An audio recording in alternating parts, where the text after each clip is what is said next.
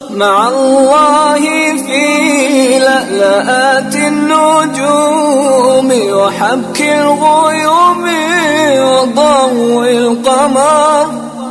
اور ہمارا موضوع ہے رمضان المبارک کے دوران دل کے مریضوں کے لیے احتیاطی تدابیر. اس موضوع پر بات چیت کرنے کے لیے ہمارے ساتھ آج شریک گفتگو ہیں معروف ماہر امراض قلب major general retired doctor Azhar Mahmood Kiani. آپ راولپنڈی انسٹیٹیوٹ آف کارڈیالوجی کے سربراہ بھی ہیں. سر میں بات کا آغاز یہاں سے کروں گی. جس طرح سامعین اب رمضان المبارک سٹارٹ ہو چکا ہے اور سب کا دل چاہتا ہے کہ روزے رکھیں, لیکن دل کی بیماری میں کچھ آپ سے پوچھیں گے بھی کہ احتیاطی تدابیر کیا کرنی چاہیے. سب سے پہلے ہمارے سننے والوں کو بتائیے گا کہ روزہ کیسے ایک شخص کے لیے طبی اعتبار سے مفید ثابت ہو سکتا ہے. روزہ ماشاءاللہ آئی تھنک یہ اللہ تعالیٰ نے ایک ایسا نظام رکھا ہوا ہے جو سال میں ایک دفعہ 1 مہینے کا ریفریشر کورس ہوتا ہے پوری باڈی کے لیے, اور اس کی جو فزیولوجی ہوتی ہے وہ اپنی جگہ پہ ایڈجسٹ ہوتی ہے اور اتنی مفید ہوتا ہے کہ یہ بیسٹ ٹائم ہے.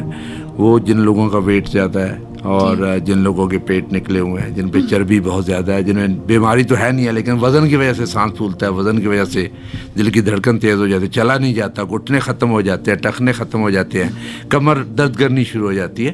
تو یہ بیسٹ مہینہ ہے جہاں پہ آپ اپنا وزن کم کر سکتے ہیں. اس میں افطاری اور سحری میں مناسب طریقے سے کھانا کھائیں. سادہ خوراک ہونی چاہیے جس میں جو شوگر کا استعمال کم ہونا چاہیے, چکنائی کا کم استعمال ہونا چاہیے, اس میں سبزی اور فروٹ کا زیادہ استعمال ہونا چاہیے, پانی کا زیادہ استعمال ہونا چاہیے, کولڈ ڈرنکس نہیں ہونے چاہیے. اگر پینا ہی ہے تو لیمو پانی آپ پی لیں اور یا ستو وغیرہ پی لیں, اور یہ کولڈ ڈرنکس کو آپ اوائڈ کریں کیونکہ وہ آپ کی صحت کے لیے نقصان دہ ہیں.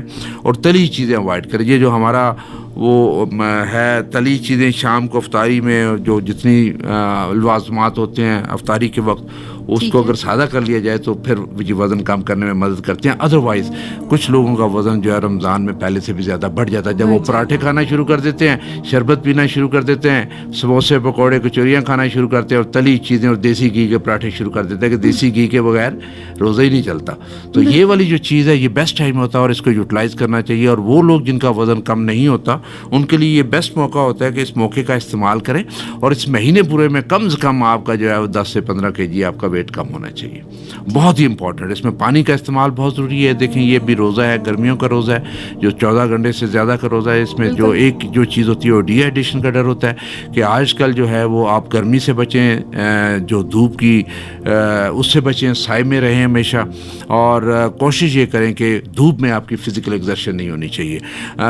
پہلا چند دن اور ایک ہفتہ لگ جاتا ہے, اس کے بعد جو باڈی کی فزیولوجی ہے وہ سسٹم آہستہ آہستہ ایڈجسٹ ہونے شروع ہو جاتے ہیں اور پھر باڈی اپنے آپ کو اڈاپٹ کر لیتی ہے اور پھر آپ کو کوئی اس طرح کا مسئلہ نہیں ہوتا. لیکن ساتھ ہی ساتھ کیونکہ یہ جن لوگوں کو ہارٹ کا پرابلم ہوا ہے, جن کو ہارٹ اٹیک ہوا ہے, جنہوں نے اینجیوپلاسٹی ابھی کروائی ہے, جن کا ابھی بائی پاس ہوا ہے, ہارٹ فیلئر ہوا ہے, اسپتال سے داخل ہو کے تو ابھی جو ہے وہاں سے ڈسچارج ہوئے ہیں, ان کو اگلے 1 سال تک روزہ نہیں رکھنا چاہیے. اچھا. اور یہ بہت ضروری ہے کیونکہ اس سے پھر یہ ڈر ہوتا ہے کہ اگر آپ نے اینجیوپلاسٹی کروائی ہے تو آپ کا اسٹینٹ بند ہو جائے گا, بائی پاس کروایا تو آپ کی ہیلنگ جو ہے وہ سلو ہو جائے گی, آہستہ ہو جائے گی, اور آپ کے لیے بہت, کیونکہ جب آپ بائی پاس کرواتے ہیں تو اس کے لیے آپ کو انرجی چاہیے ہوتی ہے, کھانا پینا ہوتا ہے تاکہ آپ کی ریکوری, ہڈیاں جڑنی ہوتی ہیں, وہ زخم جڑنا ہوتا ہے, وہ ٹھیک ہو جائے.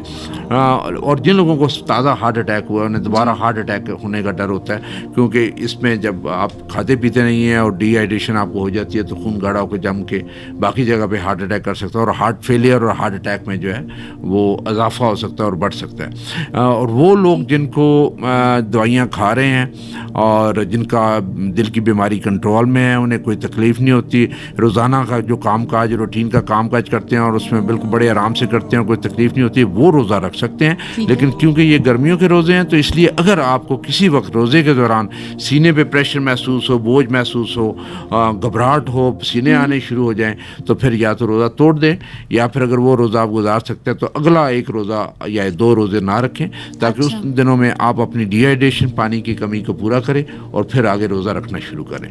تو وہ جو دل کے مریض ہیں یا باقی جو ایسے مریض ہیں جو کہ جن کو باقی بیماریاں ہیں, وہ بھی ایک گیپ اگر دیں گے تو وہ بیچ میں سے جو ڈی ہائیڈریشن والا سلسلہ, پانی کی کمی والا سلسلہ, وہ کافی حد تک بہتر ہو جاتا ہے. سر سر آپ کیا کہیں گے, کیا روزہ رکھنے سے دل کی مجموعی صحت میں بھی بہتری آ سکتی ہے؟ جی بالکل بہتری آ سکتی ہے, اور اس میں سے بہت سے ایسے ہارمون جو ہیں وہ نکلتے ہیں, اور اس میں سے جو چربی ہے اس کی کافی کمی ہوتی ہے, اسپیشلی جب آپ کا ویٹ کم ہوتا ہے. اور آپ دیکھیں پورا دن جو اگر 14 گھنٹے آپ کچھ منچنگ نہیں کریں گے, کھائے پیئیں گے نہیں, تو آپ کے ویٹ پہ فرق پڑے گا. اور پھر جو غیر ضروری ہم کھاتے ہیں, ضرورت نہیں ہوتی, بھوک نہیں بھی ہوتی, پھر بھی ہم وہ کھا رہے ہوتے ہیں, تو اس سے آپ بچ جاتے ہیں. وہ جو ایکسٹرا کیلریز آپ کھا رہے ہوتے ہیں اس سے آپ بچ جاتے ہیں. جو ایکسٹرا ویٹ آپ کے اوپر چڑھنا ہے اس سے آپ بچ جاتے ہیں. سر لیکن جب افطاری کے وقت ہم یہ اتنی تلی ہوئی چیزیں کھاتے ہیں, تو میرا خیال ہے کہ وہ جس چیز سے بچ رہے ہوتے ہیں اس کا اثر جو ہے وہ زائل ہو جاتا ہے, اس کا فائدہ جو ہے وہ زائل ہو جاتا ہے. جب آپ اس طرح کی اپنی افطاری میں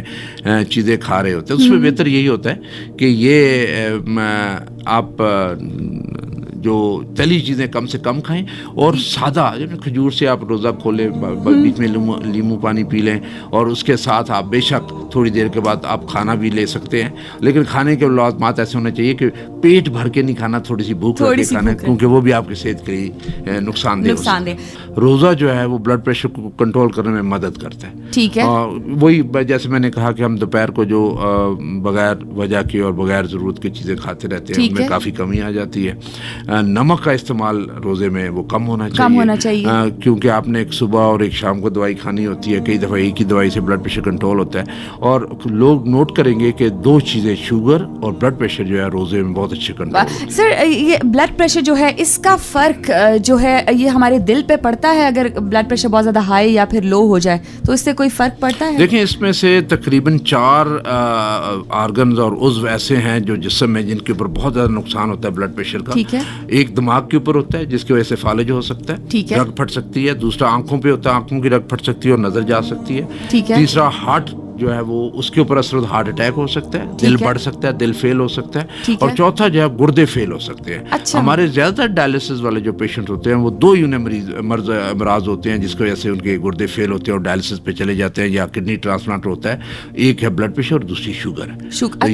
دو بیماریاں اگر انہیں کنٹرول کر کے رکھیں گے تو پھر ان کے فیل ہونے کے چانسز بہت کم ہو جاتے ہیں. وہ کنٹرول میں رہتے ہیں اور گردے فیل ڈیمیج ہوتے ہیں لیکن فیل نہیں ہوتے. تو اس لیے یہ بڑا ضروری ہے کہ بلڈ پریشر اور شوگر کو شروع سے ہی کنٹرول کر کے رکھیں, اور تب کنٹرول ہوتے ہیں جب آپ دوائیاں لیں اور خوراک میں احتیاط کریں. ہمارے ساتھ عروج حیدر بھی موجود ہیں. عروج, آپ کچھ ڈاکٹر صاحب سے جاننا چاہیں گی؟ جی بالکل, میں پوچھنا چاہ رہی تھی کہ ابھی بہت ساری جو کالز آ رہی تھیں ان پہ بہت لوگ بات کر رہے تھے شوگر اور بلڈ پریشر کے بارے میں کہ اس کے ساتھ روزہ کس طرح رکھا جائے.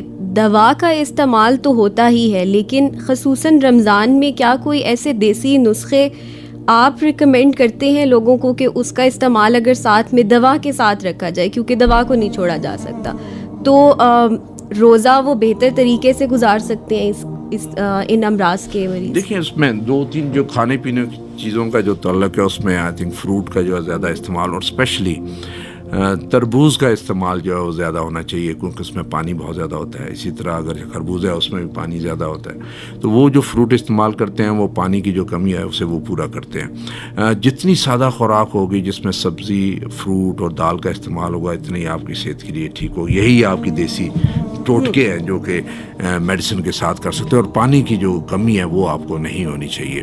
ایکسرسائز بہت ضروری ہے, اور یہ جیسے میں نے پہلے کہا تھا یہ ٹائم ہے جہاں پہ آپ اپنا وزن وغیرہ کم کر سکتے ہیں. اور یہ اگر ایک ریگولر اپنی ایک روٹین بنا لیں روزانہ کی کہ آپ آدھا گھنٹہ جو ہے بے شک روزے کے آخر میں جب افطاری کے قریب جا کے آپ ایکسرسائز کریں, اور اس سے کیلریز بھی اور میٹابولزم بھی تیز ہوتا ہے, کیلریز بھی بہت برن ہوتی ہے. اور پھر اس کے بعد اگر آپ کو کہیں پیاس لگتی ہے یا بھوک لگتی ہے تو اس وقت افطاری کا بھی ٹائم ہوتا ہے, تو آپ اس کے ساتھ پانی اس کے بعد پی سکتے ہیں. یہ چیز جو ہے بہت ضروری ہے. سادہ جو چیز ہے, ایک دہی کا استعمال ہونا چاہیے, دوسرا تربوز کا زیادہ استعمال ہونا چاہیے, وہ فروٹ جس میں پانی کی مقدار جو زیادہ ہونا چاہیے, کیلے کا استعمال ہونا چاہیے, اور چکنائی کا استعمال کم سے کم ہونا چاہیے, اور شوگر کا استعمال جو ہے میٹھے کا استعمال وہ کم سے کم ہونا چاہیے.